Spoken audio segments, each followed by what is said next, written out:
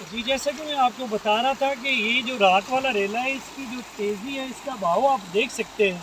یہ جو ایک منٹ کے بعد بڑھ رہا ہے پانی کا ریلا، یہ آپ چیک کر سکتے ہیں. کافی جو ہے نا گہرائی میں جا رہا ہے، اس کا زمینی کٹاؤ بہت زیادہ ہے. اس میں تقریباً آپ دیکھ لیں کہ 500 ٹرک جو پتھر وہ ڈالا جا چکا ہے. تو اس کی وجہ سے ہی وہ میاں ملانگ کا دربار محفوظ ہے.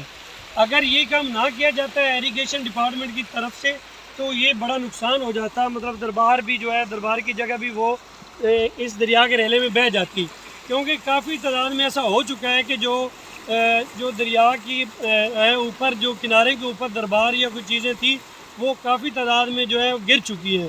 تو یہ جو حکومت پنجاب کی طرف سے، ایریگیشن کی طرف سے یہ کام کیا گیا، یہ بہت اعلیٰ ہے اور اسی طرح سے حکومت پنجاب کو یہ کام کرنا چاہیے. جی اس وقت نا میرے پاس بندہ میاں ملانگ کا رہائشی ہے موجود ہے، وہ پاس ہی بستی میں رہتے ہیں، تو ہم ان سے بھی جاننا چاہیں گے کہ ان کے کیا ویو ہیں، پانی کب سے زیادہ ہے اور یہ کیا ایکسیپٹ کر رہے ہیں کہ پانی اور زیادہ آ سکتا ہے. ان کے لیے جو محفوظ مقامات وہ کیا ہیں یہ حکومت کو بتانا چاہے گا، اور یہ آپ ان سے ہی سنیے. جی بھائی جان، یہاں پر 5 کلے زمین کی رات کے ٹائم پانی آیا ہے اور یہ ساری زمین کھا گیا ہے.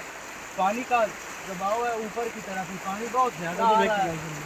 پانی زیادہ آ رہا ہے، یہاں پر پانی کا نظام بھی نہیں اختیار کر رہی حکومت. یہ بابا ملانگ کا دربار ہے، اس کو بھی دریا اندر لے جانے کی کوشش کر رہا ہے. حکومت ہماری کوئی مدد نہیں کر رہی بھائی جان. جیسا کہ میں آپ کو بتا رہا تھا کہ پانی کی مقدار میں متواتر اضافہ آ رہا ہے راوی میں، تو یہ آپ دیکھ سکتے ہیں کہ ساتھ میں دربار ہے اور 10 فٹ تقریباً 10 فٹ دوری پہ جو ہے پانی آ چکا ہے.